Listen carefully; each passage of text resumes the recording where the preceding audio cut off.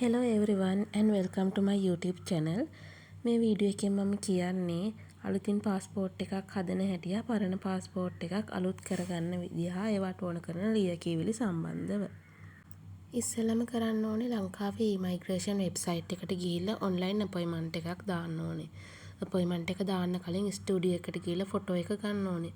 ඒ photo එක ගත්තාම ඒ දෙන print out එකේ තියෙන නම්බර් එකක්. ඒකට තමයි අපේ අපොයින්ට්මන්ට් එක දාගන්න ඕනේ.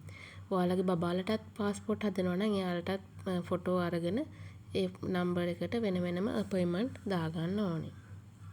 ඊළඟට ආයුධම් පත්‍රය සම්පූර්ණ කරන්න ඕනේ. මේ ආයුධම් පත්‍රය ඔන්ලයින් ඩවුන්ලෝඩ් කරගෙන ඔයාට ගෙදරදී පුරවා යන්නත් පුළුවන්. නැත්නම් පාස්පෝර්ට් ඔෆිස් එකෙන් එවෙලට අරන් පුරවන්නත් පුළුවන්. ගෙදරදී පුරවා යන එක හොඳයි, කාලය ඉතුරු වෙනවා. ඊළඟට ඔයා අරන් යන්න ඕන ඔයාගේ ඔරිජිනල් උප්පැන්න සහතිකය. ඒ කියන්නේ ඔයාගේ උප්පැන්න සහතිකයේ පිටිපස්සේ දම් පාට සීල් එක තියෙන්න ඕනේ. බැරි වෙලාවත් ඔයාට ඒක ගෙනියන්න අමතක වුණොත් එහෙම එතනම ගන්න තැනක් තියෙනවා. හැබැයි පොලිමේ ඉඳලා තමයි ගන්න වෙන්නේ. ඊළඟට ඔයා ස්ටුඩියෝ එකට ගිහිල්ලා ගත්ත ෆොටෝ එක සහිත print out එක අරන් යන්න ඕනේ. ඊළඟට ඔයාගේ හැඳුනුම්පතේ ෆොටෝකොපි එකක් අරන් යන්න ඕනේ. ආයි කියනවා දැන් පාස්පෝර්ට් එක පරණ පාස්පෝර්ට් එක අලුත් කරන්න නම් යන්නේ. දැන් කලින් කියපු සේරම ලියකියවිලිත් එක්ක පරණ පාස්පෝර්ට් එකේ ෆොටෝකොපි එකක් අරන් යන්න ඕනේ. දරුවන්ට පාස්පෝර්ට් එක හදනවා නම් අපි මේ ඇප්ලිකේෂන් එක ආයුධම් පත්‍රය අපි පුරවලා අස්සම් කරලා දෙන්න ඕනේ. එයාගේ ඔරිජිනල් උප්පැන්න සහතිකය අරන් යන්න ඕනේ පිටිපස්සේ දම් පාට සීල් එක තියෙන. ඊළඟට ස්ටුඩියෝ එකෙන් ගත්ත ෆොටෝ එක සහිත print out එක අරන් යන්න ඕනේ.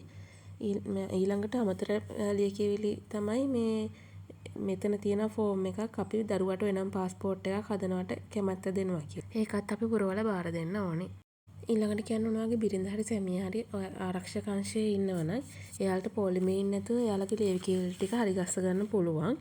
හැබැයි එයාලගේ නිල ඇඳුමෙන් යන්න ඕනේ. මේ එතන එයා ඒ සර්විස් එක දෙන්නේ ඔයා වන් ඩේ පාස්පෝර්ට් එක හදනවා නම් විතරයි. නෝමල් හදනවා නම් දෙන්නේ නැහැ. එතනදී ඔයා බැරි වෙලාවත් ඔයා ඔන්ලයින් අපොයින්ට්මන්ට් එකකුත් දාලා ඒ දිනයට කලින් දවසක ඕක කරගන්න ගියොත් එහෙම එතනින් ඒ ඔන්ලයින් අපොයින්ට්මන්ට් එක ආරක්ෂක අංශයේ නිලධාරියට කියලා කැන්සල් කරගෙන තමයි ඊටු වැඩ ටික කරගන්න ඕනේ. ඊළඟට කියන්න ඕනේ මේ වැදගත් දෙයක් තියෙනවා නෝමල් සර්විස් එකකින් පාස්පෝර්ට් එක හදනවා රුපියල් 10000ක මුදලක් යනවා. මේ දවස් 40ක් යනවා ඔයාගේ ෆෝන් එකට මැසේජ් එක එන්න පාස්පෝර්ට් එක හැදුවා කියලා. ඊට පස්සේ තමයි යාලා පෝස්ට් කරන්නේ. වන් ඩේ සර්විස් එක නම් රුපියල් 20000ක් යනවා එදාම පාස්පෝර්ට් එක අතට දෙනවා. ඉතින් මං හිතනවා වැදගත් දෙයක් ඔයාලට දුන්නා කියලා. මගේ channel එක subscribe කරලා තියාගන්න මගේ තව වීඩියෝ බලන්න. ඉතින් මගේ වීඩියෝ එක බලපු ඔයාලා හැමෝටම thank you.